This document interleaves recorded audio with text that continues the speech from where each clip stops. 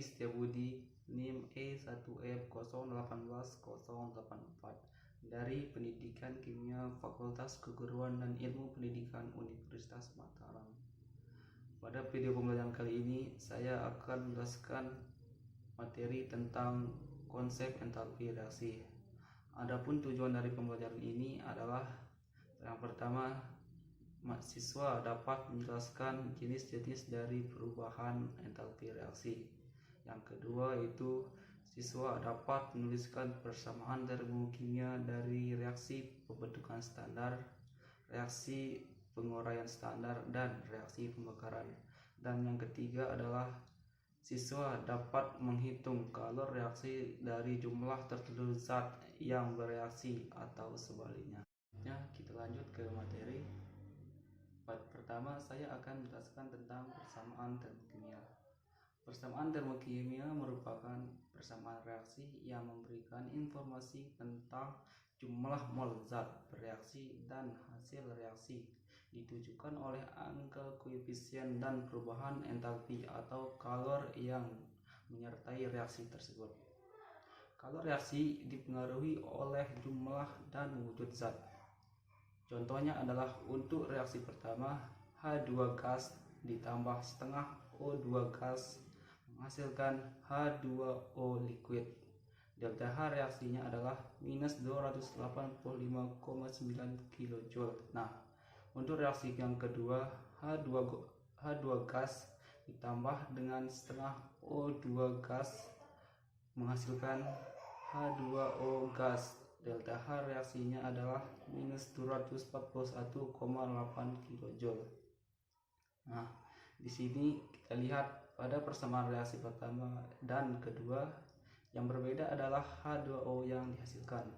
Untuk H2O yang pertama berwujud liquid, sedangkan H2O yang kedua berwujud gas.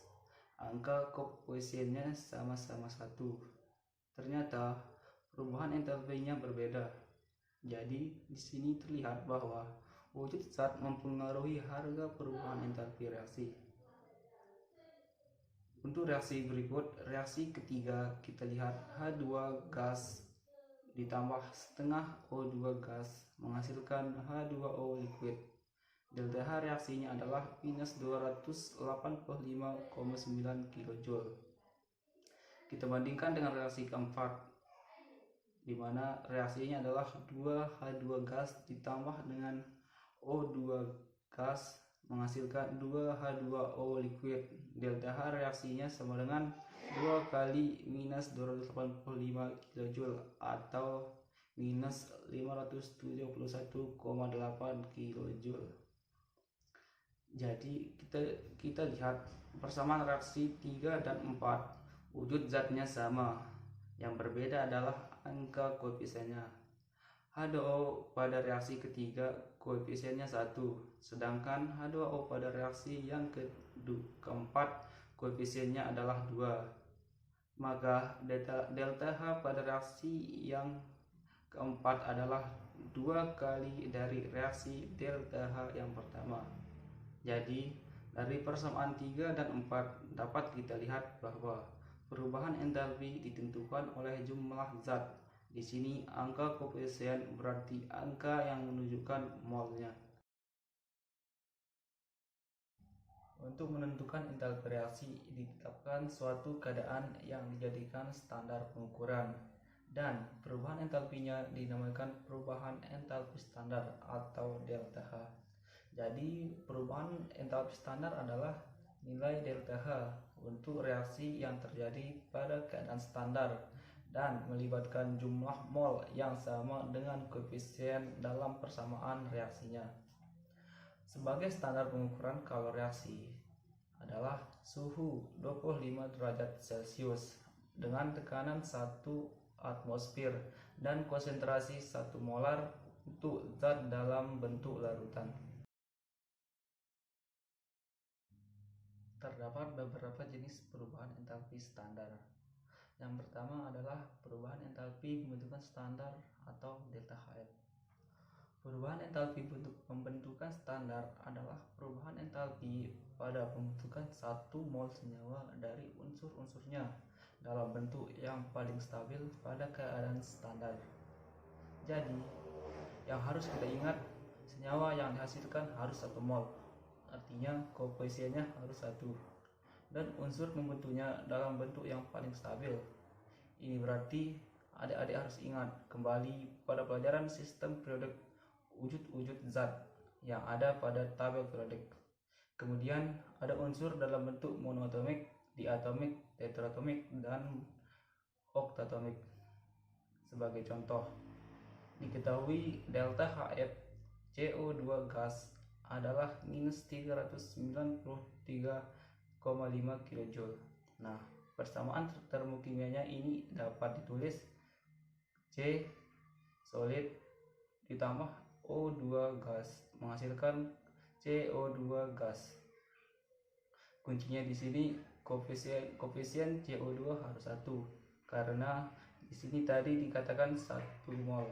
Nah, koefisien CO2 ini harus 1, lalu kita setarakan yang lain.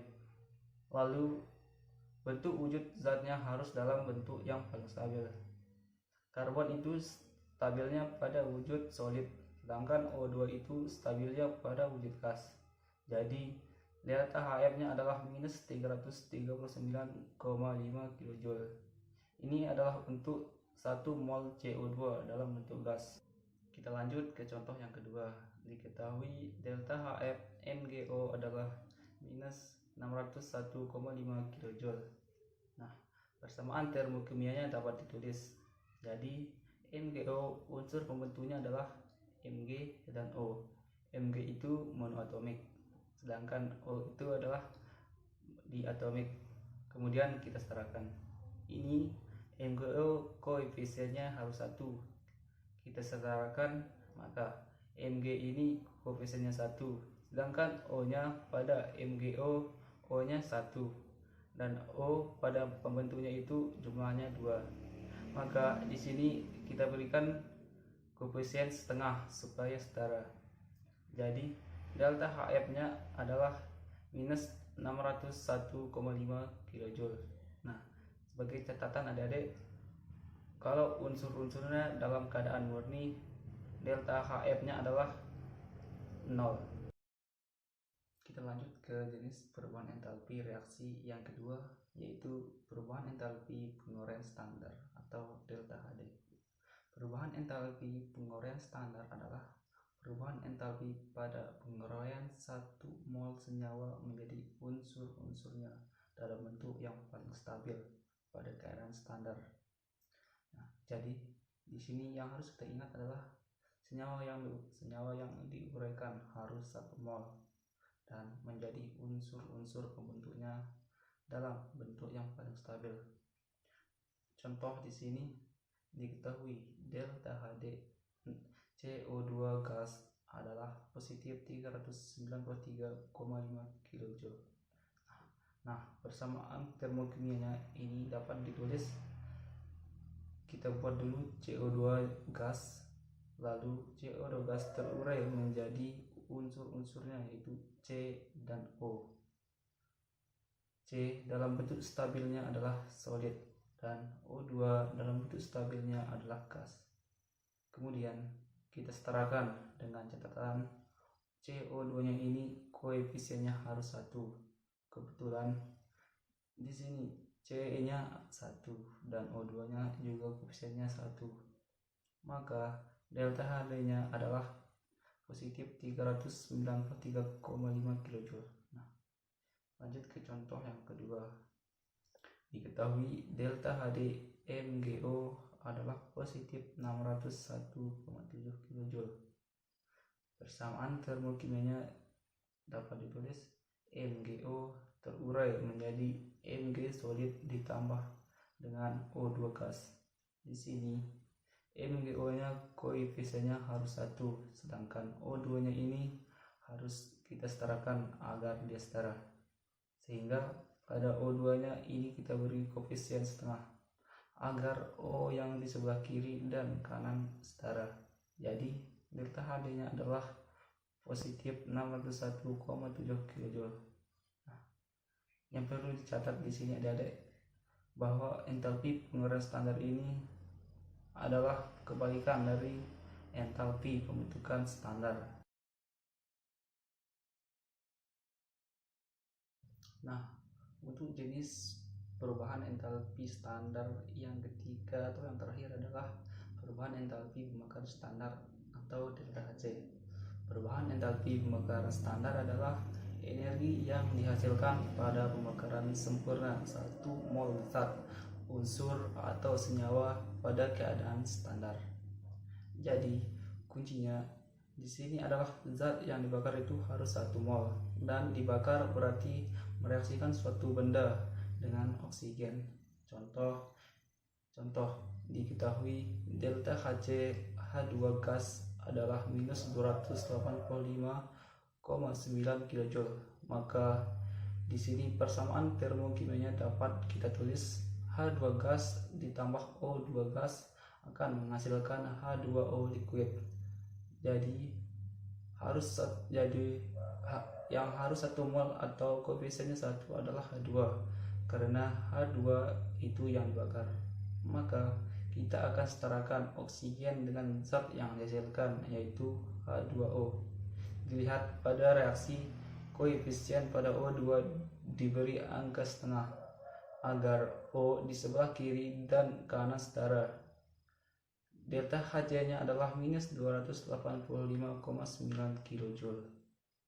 Artinya, di sini pembakaran 1 mol H2 akan membebaskan kalor sebesar 285,9 kJ. Kita lanjut ke contoh yang kedua.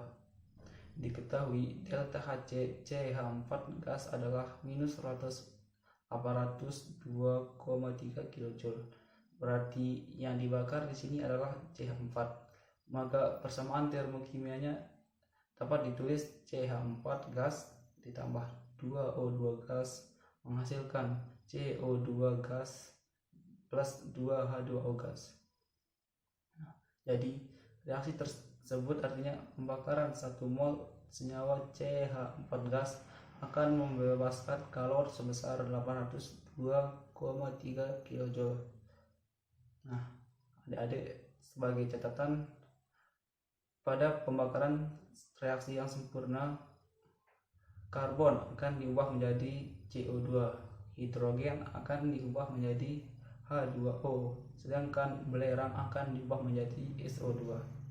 Nah, adik-adik, untuk materi konsep entalpi reaksi ini sampai di sini saja. Semoga adik-adik paham dan mengerti apa yang saya sampaikan tadi. Selanjutnya, saya akan memberikan tugas kepada adik-adik untuk dikerjakan terkait dengan materi konsep entalpi. Untuk tugasnya itu berjumlah 3 soal. Saya jelaskan sedikit tentang tugas ini. Soal pertama, pada kelima persamaan reaksi tersebut, adik-adik tentukan persamaan reaksi yang merupakan delta Hf, delta Hd, dan delta Hc-nya. Soal kedua, menentukan perubahan entalpi untuk pembentukan dari C3H4 dari pembakaran C3H4 dan C3H8 dan pembentukan H2O. Pada soal ketiga, diketahui delta H pembentukan H2O, CO2 gas, dan C2H2 gas. Jika 104 gram C2H2 dibakar sempurna, maka akan dihasilkan kalor sebesar, yang jadi sini adalah kalor yang dihasilkan. Tugas ini dikumpulkan sebelum pelajaran berikutnya. Kita akhiri pembelajaran kita ini, semoga bermanfaat, dan alangkah baiknya kita tutup pembelajaran ini dengan sama-sama melafazkan alhamdulillah.